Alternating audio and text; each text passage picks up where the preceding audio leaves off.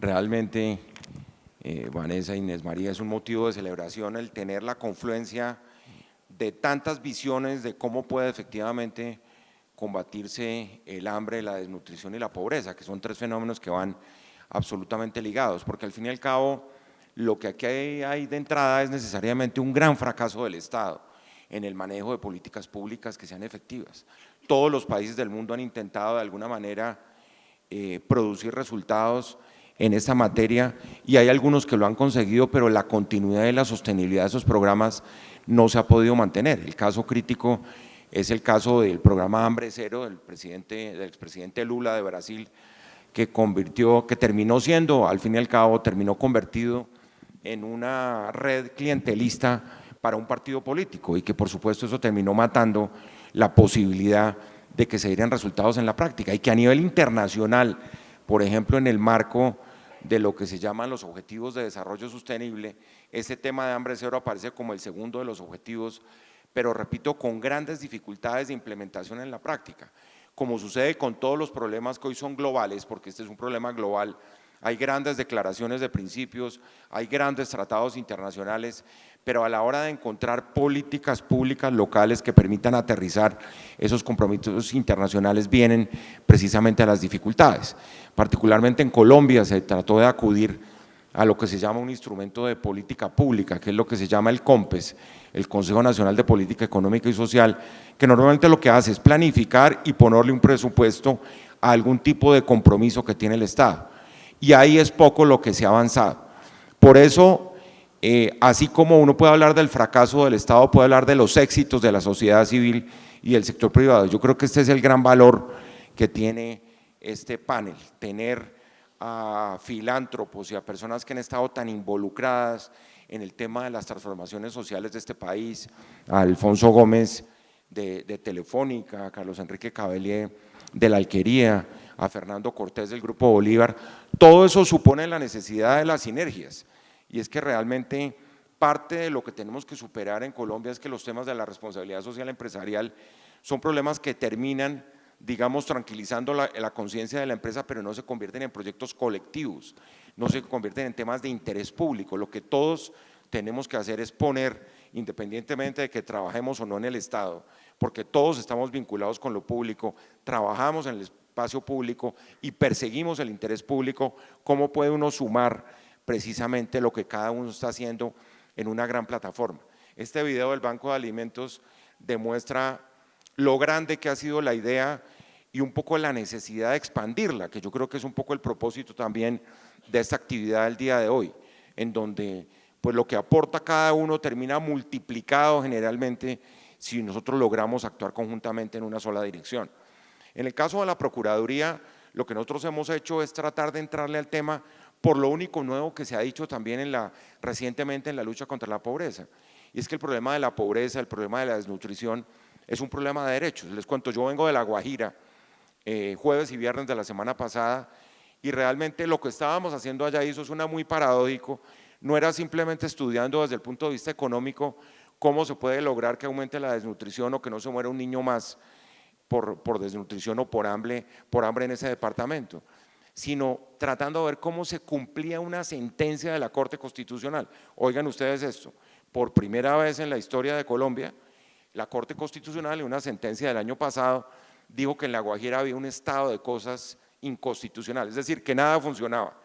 y que los más afectados eran los niños. La población guayú, ustedes saben, es el 50% de la población de La Guajira y que había que trabajar desde el punto de vista del cumplimiento de unas órdenes que le pusieron los jueces de Colombia al Poder Ejecutivo ante la insuficiencia de políticas que permitieran acabar con el hambre. ¿Y eso por qué es importante? Porque marca un derrotero. Entonces estábamos reunidos, gobierno nacional, departamental y municipal, viendo a ver cómo se cumplían las órdenes de la Corte Constitucional en materia de derechos, porque la puerta nueva en esto de la lucha contra la pobreza, insisto mucho, no son las estadísticas económicas ni las fórmulas de los economistas, sino que aquí hay un problema de derechos fundamentales de una persona, aquí hay un problema de dignidad de una persona, y muchas veces eso supone que la gente tenga voz, y si la gente tiene voz, tiene derechos y puede participar y por supuesto puede lograr mucho en esa materia. Lo que hemos hecho, Vanessa, va desde el involucramiento de la Procuraduría en la cosa más lamentable que ha sucedido en Colombia es que la corrupción se ha apoderado de los sectores sociales y se apoderó del programa de alimentación escolar. En este momento todavía, en un programa donde hay 5 millones de niños colombianos, el 10% están en entredicho, en 7 departamentos, en 14 municipios, y es imposible lograr en este momento. Con el gobierno nacional hemos comenzado a trabajar. El presidente Duque anunció hace 2 semanas pues nuevas líneas del programa de alimentación escolar, pero fíjense ustedes, frente a las carencias, a los déficits, ¿qué apareció? El Banco de Alimentos. Y me refiero específicamente a 2 fenómenos. Al fenómeno de Mocoa, que mencionó Vanessa, frente a todo lo que genera esta crisis de recursos para la alimentación, pues por supuesto siempre es desde el sector privado y desde la sociedad civil donde aparecen soluciones innovadoras y efectivas. Y así logramos como después del desastre natural que ocurrió el año pasado, estuvimos con el padre Daniel repartiendo específicamente unos mercados en la ciudad de Mocoa en diciembre del año pasado. Y lo mismo sucedió, que lo hicimos en este caso específicamente con la alquería y con el Banco de Alimentos, cuando descubrimos que una de las anormalidades eran que los niños del municipio de Soacha, aquí al lado de Bogotá, pues no podían tener el refrigerio y los programas de alimentación escolar estaban en entredicho precisamente porque había habido un problema de contratación, porque la norma además en Colombia es que los carteles se apoderaron de la contratación y ustedes encuentran a los mismos contratistas por todo el mapa de Colombia timando, robándose los recursos de los niños del programa de alimentación escolar. Eso es donde abre uno el espacio y abre uno la puerta de otro tipo de soluciones. Es que realmente estamos acudiendo a soluciones tradicionales que no son las soluciones efectivas. En La Guajira nos decían los guayú el viernes, es que mire, usted no puede montar un programa de salud pública para la población guayú con los modelos tradicionales de un hospital regional. Eso no funciona. Aquí se necesita llevar los médicos a las comunidades. Uribia, que está hoy inundada, y todos esos territorios tienen 8 o 10 mil kilómetros cuadrados, y es evidente que la prestación tradicional del servicio de salud, de educación y mucho menos de nutrición no va a funcionar como funcionan las cosas en Bogotá o en Medellín, que eso lo hemos repetido a lo largo y ancho, y gracias además a decisiones judiciales, por ejemplo, es muy importante tener en cuenta lo que se llama el enfoque diferencial. Es decir, que uno no puede entregar un servicio público de la misma forma a un niño que está en Nariño, que está en el Casanare, que está en La Guajira o que está en el Urabá antioqueño. Y ahí es donde la sociedad civil tiene mucha más cintura, y perdónenme la expresión, a la hora de manejar esos problemas, porque la sociedad civil normalmente está in situ. Nosotros insistimos mucho, por ejemplo, en que para el control de los programas de alimentación escolar estuvieran siempre las asociaciones de padres de familia vigilando, monitoreando la inversión de esos recursos. A eso uno le suma, además, la cantidad de problemas que aparecen en esta materia, que tienen que ver, por supuesto, con la escasez de recursos, que tienen que ver con el cambio climático, que tienen que ver con los desastres naturales, la insuficiencia de la asignación en la relación nación-territorio, en donde seguimos con un grado de centralismo extremo y por supuesto el cóctel definitivo es que el Estado es incapaz de prestar este servicio público. Luego, Vanessa, una gran primera conclusión sería que es más que bienvenida, porque es lo que está demostrado que es efectivo, la participación de organizaciones de la sociedad civil, que uno podría llamarlo así, al Banco de Alimentos de Bogotá, con el liderazgo del padre Daniel, y por supuesto a todo este empuje que dentro del sector privado es el mayor de los incentivos para mostrar resultados, porque si hay algo que no hemos mostrado en esta materia han sido los resultados, y los niveles, por ejemplo, de muertes por desnutrición, de muertes por hambre, pues siguen siendo la gran vergüenza internacional de Colombia. Yo creo que parte de todo el problema es la forma como se hace la política en Colombia, y todos sabíamos que arrancando del financiamiento de las campañas, quien aporta una campaña después espera ser el beneficiario de los contratos. Todos estos, por ejemplo, eran aportantes de campañas en su mayoría, todos los de los carteles de la contratación en materia de nutrición escolar. Entonces aquí hay que darle un vuelco por completo a la forma como se financia la política y cómo se financian las campañas, que claro, es un problema mucho más de fondo, pero hasta que no erradiquemos ese mal y esa dependencia de unos hacia los otros, pues no vamos a lograr nada. Yo creo que hay otro punto que es muy importante, Vanessa, y lo mencionabas, y es todo el asunto ético que hay detrás de esto, y perdónenme que lo traiga a colación porque me parece fundamental. La filósofa ética más importante viva en este momento se llama Adela Cortina, y ella escribió un libro que se llama La aporofobia. La aporofobia es la fobia a los pobres. Y si ustedes miran las consideraciones tradicionales de la lucha contra la pobreza, la desigualdad y el hambre, eso eran banderas de la izquierda. Y entonces, claro, el que se metía ahí era medio izquierdoso, medio revolucionario, y nadie puede opinar sobre eso. Parte de toda la tragedia de la polarización del país ha sido precisamente eso, que afortunadamente ha habido personas que dijeron, no, es que las banderas sociales no son banderas de la izquierda radical, aquí no hay que matar gente para que haya reformas sociales, que fue el momento en que el país afortunadamente dio el giro y las tales causas objetivas de la violencia terminaron y comenzó pues toda esta tendencia a buscar la paz de alguna manera. ¿Por qué menciono eso? Porque me parece fundamental, Vanessa, que por ejemplo el primer punto de los acuerdos de paz es un poco la transformación del agro. Y resulta que como está metido dentro del proceso de paz, dentro de los acuerdos de paz, entonces eso ya pinta mal porque eso fue una negociación con las FARC. Y resulta que en el acuerdo de paz, en la parte agrícola, hay cosas absolutamente positivas que necesita este país y que, repito, están estigmatizadas. Entonces un poco tenemos que romper esa mentalidad de que todo el que se preocupe por los pobres o por la reforma social o por darle voz a los desvalidos, no, ese tiene un tinte,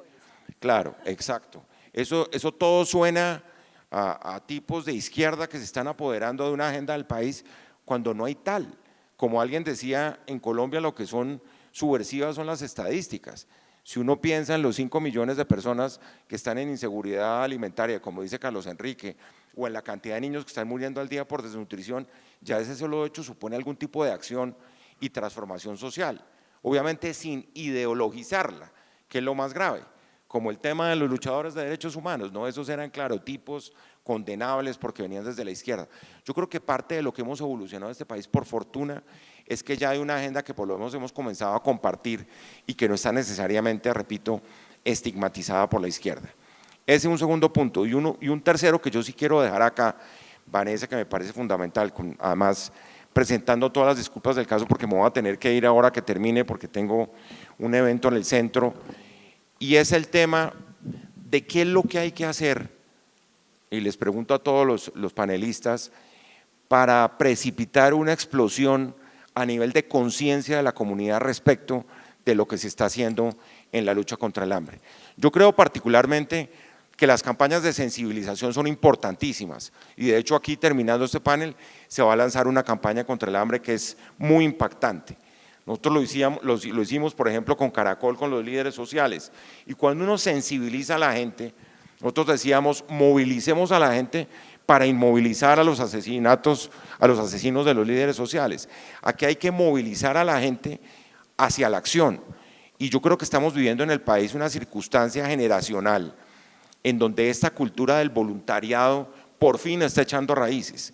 Toda esa cultura del emprendimiento social, y aquí Fernando Cortés sí que tiene experiencia en ese campo, ¿qué es lo que lleva a las nuevas generaciones a presentar proyectos de innovación? ¿Cómo se canaliza eso clasificado desde siempre como la voluntad de transformar el mundo que tienen los jóvenes, canalizándolo a través de proyectos de innovación social? Y eso me parece fundamental porque tanto Telefónica desde el punto de vista digital está allí en ese campo promoviendo ese tipo de transformaciones digitales con una nueva generación de colombianos. Carlos Enrique desde la alquería lo está haciendo con base en la educación, por ejemplo. El hecho de que tiene no sé cuántos egresados, por ejemplo, de quienes hacen parte, de quienes nunca se imaginaron poder llegar a tener una maestría en el exterior por cuenta de proyectos educativos que ellos han impulsado en Cundinamarca. Eso es un paso muy adelante. Y lo que ha hecho el Grupo Bolívar en materia de innovación social. Entonces me parece, Vanessa, que sí es hora como de pensar en multiplicar esta plataforma. ¿Qué es lo que nos va a permitir que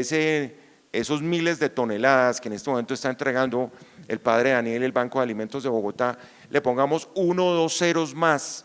para convertir esto en una causa nacional y compartirlo a a preocupaciones de otras ciudades y ver de la misma forma como pudimos en el caso del PAE, en Soacha y en otras ciudades, de contar con el Banco de Alimentos, cuáles son las puertas que tiene el sector privado para poder entrar y demostrar que aquí es posible cambiar las cosas. Eso además dejándome contagiar del optimismo de mis compañeros de panel, que yo comencé muy pesimista porque se imaginan diariamente tratando de manejar estos asuntos de corrupción, pues es muy complicado tener optimismo, pero estoy de acuerdo con ellos. Aquí hay que darle una opción y una alternativa a las transformaciones sociales, sobre todo con una nueva generación que está entrando a un compromiso social donde lo digital es clave, donde lo ambiental es fundamental, lo mencionabas, y donde lo social termina siendo como el DNA de esta nueva generación que quiere transformar las cosas. Sí, da uno la sensación de que la generación que viene, la de los pelados ahora, que salen, que marchan, que piden educación, que plebiscito, que no sé qué, que son súper activos y súper se mueven, pues es una generación como muy inspiradora y que tiene claro sus derechos y el tipo de futuro que quiere tener. Yo quisiera preguntarle a Carlos Enrique, ¿cómo hace la alquería, porque sé que es el donante más importante que tiene el Banco de Alimentos, para pegarse ese esfuerzo y hacer ese trabajo grande, ¿no? de poder ayudar y de ser como tan sensato, sobre todo porque es que usted no es el presidente de una compañía que no sea suya, es suya, entonces,